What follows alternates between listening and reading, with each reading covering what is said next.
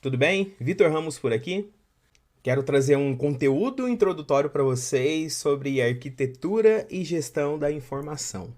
Um tema muito abrangente que envolve tanto a questão de desenvolvimento de software, outras áreas de tecnologia e também possui seu impacto na área de dados. Também temos que ter essa preocupação com a arquitetura e a gestão, né, da informação, daquilo que a gente desenvolve, do que é produzido por um time, por uma área de dados. A arquitetura de dados moderna, né, a gente ouve falar muito nisso, ainda mais com a evolução dos sistemas, a evolução das aplicações, das técnicas, né, novos serviços, produtos que surgem em torno de dados, também bem como desenvolvimento em geral. Mas quando a gente fala dessa arquitetura de dados moderna, mas qual que é o objetivo dela? O que ela pretende, né, com a sua existência?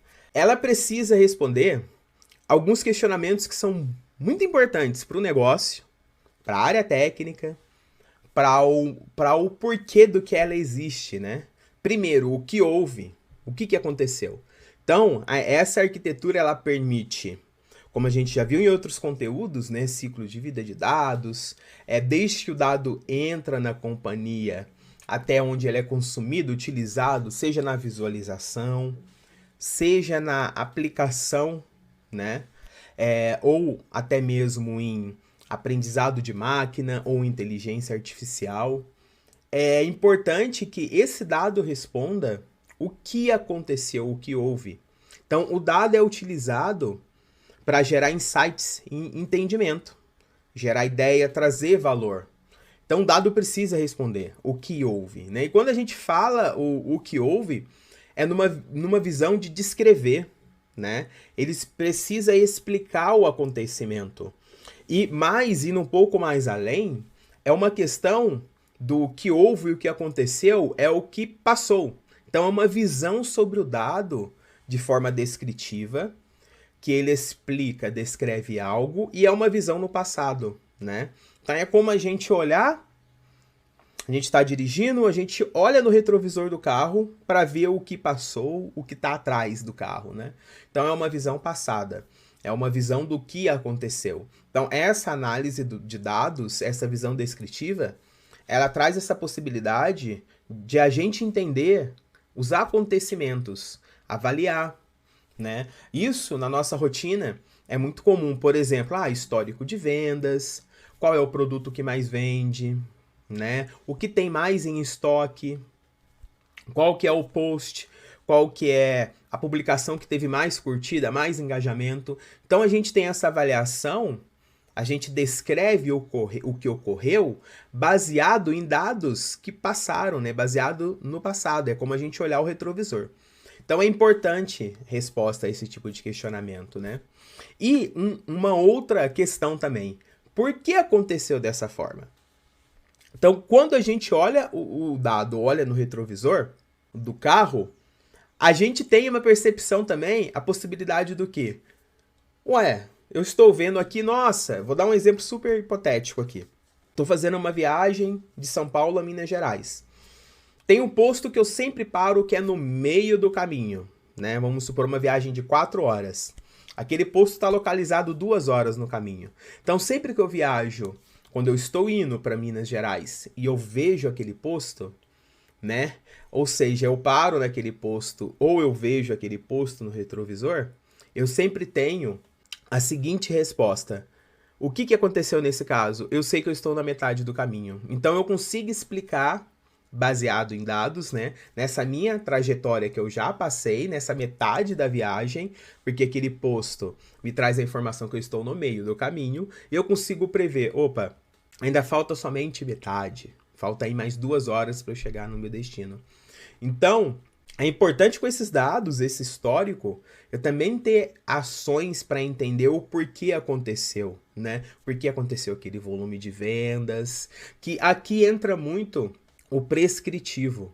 E a gente consegue aqui utilizar de recursos como aprendizado de máquina, inteligência artificial, para tentar prever com essa massa, esse conjunto de dados que já aconteceu, o que pode acontecer ali na frente, como previsão de venda, previsão de quebra de estoque, tentar identificar algum cliente com comportamento baseado em outros comportamentos passados de compra que não foi legal, tentar identificar alguma possibilidade, um cliente potencial de inadimplência ou um cliente potencial de consumo, né?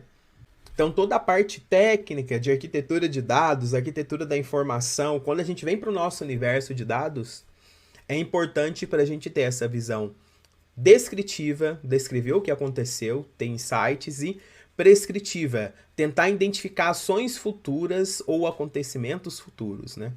Então, a arquitetura de dados, um dos seus objetivos é responder esses importantes questionamentos. A arquitetura em si, aqui eu trago um exemplo. A gente não vai se prender tanto à questão técnica agora, mas é para vocês terem uma visualização disso, que é o quê? A arquitetura, ela possui diferentes níveis de abstração, né? E essa abstração, ela traz consigo conceitos de etapas, fluxos, correlação em diferentes etapas, né? Relação entre sistemas diferentes e diretrizes, normas, padrões. Existem diversos aspectos em torno da arquitetura. Aqui do lado, eu quis trazer um exemplo de uma arquitetura de dados que foi construída na GCP, na Google Cloud Platform, que é um serviço de cloud, um serviço de nuvem. A Google oferece serviços, produtos e uma plataforma para desenvolvimento, não só focada em dados, mas também o desenvolvimento de software. Soluções de tecnologia no geral. E aqui tem um exemplo de arquitetura. Resumidamente, temos os clientes que geram acesso, né, a essa arquitetura.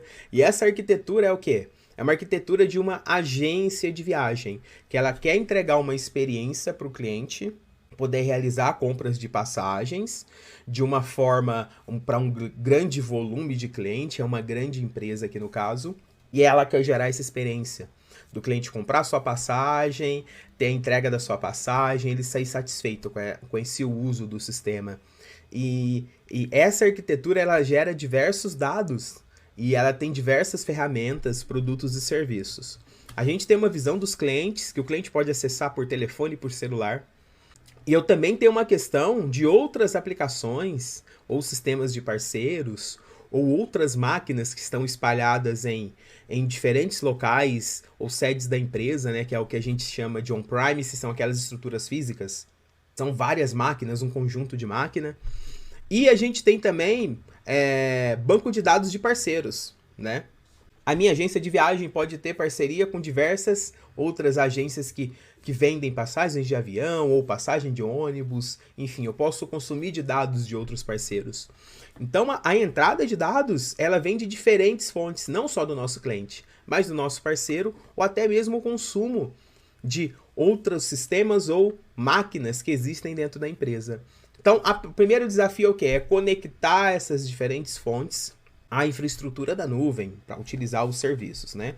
E aqui existem diversos serviços, desde como realiza essa conexão com os dados que estão fora do Google Cloud, para colocar dentro do Google Cloud, serviços que acionam isso de tempos em tempos, que vai de acordo com a minha definição do modelo da arquitetura. Então, assim, nossa, eu preciso que isso seja a cada 5 segundos. Eu preciso gerar essas conexões. Ou que precisa ser online, ali em tempo real. O cliente está utilizando, já zera essa conexão, já captura o dado, o processo. Eu consigo levar esse dado para um ambiente em que eu dou o site para o cliente, né? Ele está vendo ali minha agência, ele interage com o botão comprar, cadastrar, escolher o destino, escolher o tipo de passagem, quantas pessoas são. Então, capturar todos esses dados, né? Criar rotinas para que esses dados sejam processados e integrados a outros sistemas, para aí sim eu ter monitoramento para que não tenha quebra, para que eu consiga gerar a comunicação no meu sistema, gerar os dados para que no final o cliente nessa jornada consiga ceder seus dados, dados de pagamento, realizar a compra da passagem ou comunicar com o parceiro para ele reservar aquele assento, aquela passagem, para o cliente ir para o Nordeste e aproveitar suas férias com a sua família, seus 2 filhos e sua esposa. Então aqui envolve muitas tecnologias, mas a arquitetura descreve os serviços e os componentes que fazem parte, né?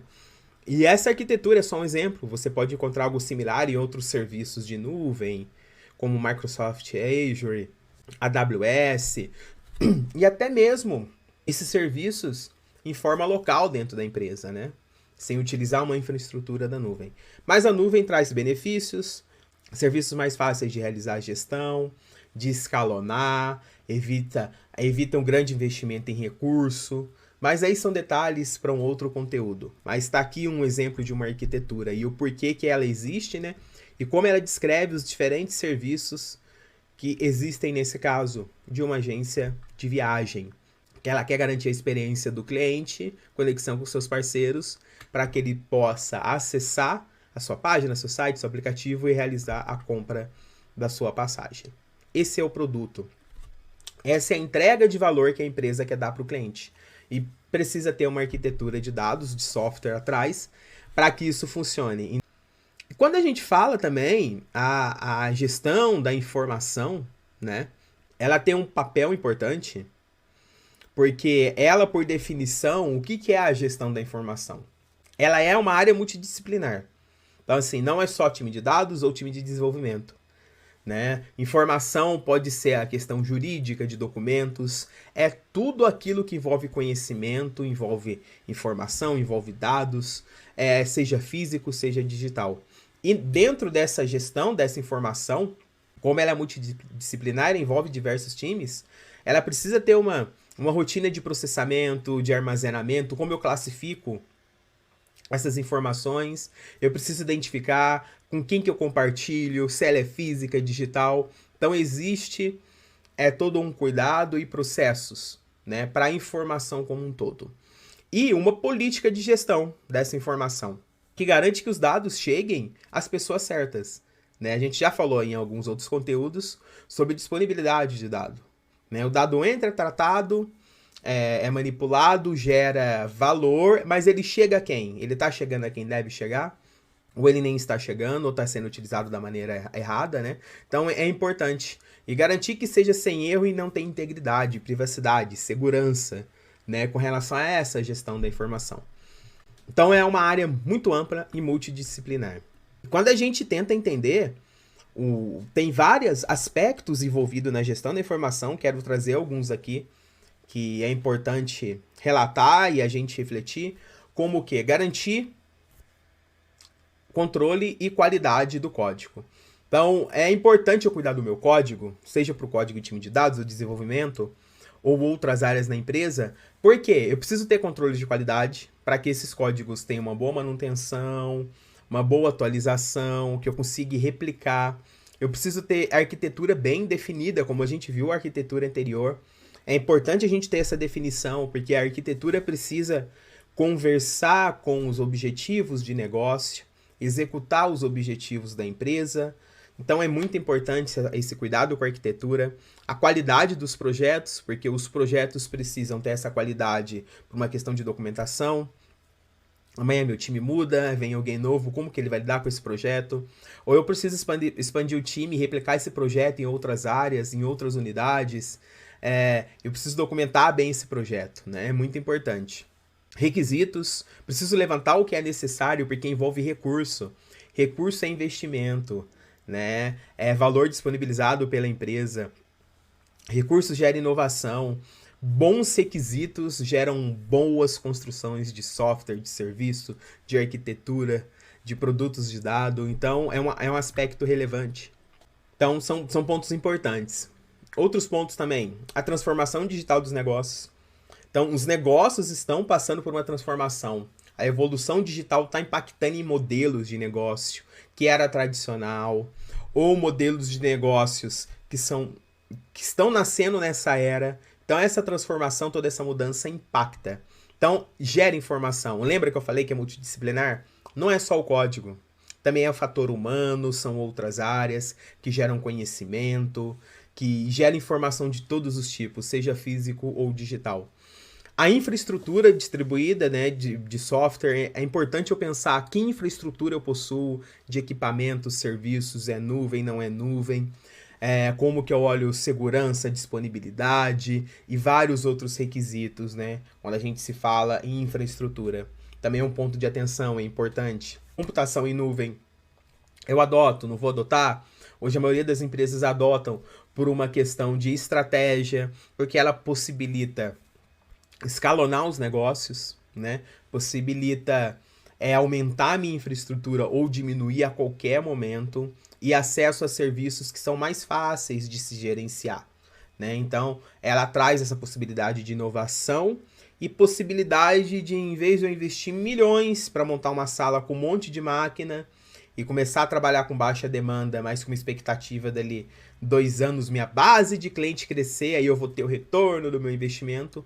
Em cloud a gente consegue, um modelo de pagar pelo uso, né? Eu pago pelo aquilo que eu utilizei, então não preciso comprar uma grande estrutura na nuvem, ter uma mega estrutura de nuvem se eu vou começar pequeno. Eu pago e eu consumo aquilo que eu uso, né? Gestão e governança de uso intensivo de dados. A gente falou alguns pontos aqui, né, de gestão e governança, poucos pontos, mas é importante ter toda essa política, porque antes do dado ser entregue, virar insight, virar valor, tem gestão, tem governança, tem cuidados, tem procedimentos, tem mecanismos, tem um monte de artefato antes disso que a gente precisa pensar. E, não, por último, não menos importante, pelo contrário, a gente vai ter conteúdo, provavelmente vocês vão ver conteúdo destinado somente a isso. Segurança e proteção de dados. O Privacy by Design, que é a ação que eu pego a minha privacidade, eu faço o design dela realmente. Eu penso como vai ser as minhas ações de cuidado com privacidade, meu plano de ação, as minhas políticas, ações que eu vou tomar com relação à privacidade. Então tem toda uma arquitetura também, um design pensado em privacidade, que é um ponto muito crítico e de muita atenção em projetos de dados ou software, porque a gente lidar com dados, né? Proteção de dados, privacidade, regulamentações, quais são essas ações? Gestão da informação também precisa pensar nisso, né? Pensar em certas leis ou certas demandas de regulamentações, enfim. Cibersegurança e auditoria, a gente precisa ter ações de segurança. A auditoria é muito bem visto pelo mercado, tem empresas especializadas, ou as empresas que levam muito a sério esse requisito, elas possuem uma confiabilidade, elas praticamente conquistam para si não vou dizer selo, mas elas levam consigo essa boa imagem de preocupação com segurança, né, e transparência. Então, esses são alguns aspectos de segurança da informação. É um universo multidisciplinar, é muito grande, tem muito tema interessante e é uma área que conversa muito com a questão técnica, né? O time técnico precisa ter conhecimento, mas também trazer as demandas, criar valor para o negócio. E é isso, pessoal. Obrigado a todos, todas, um abraço e até o próximo conteúdo.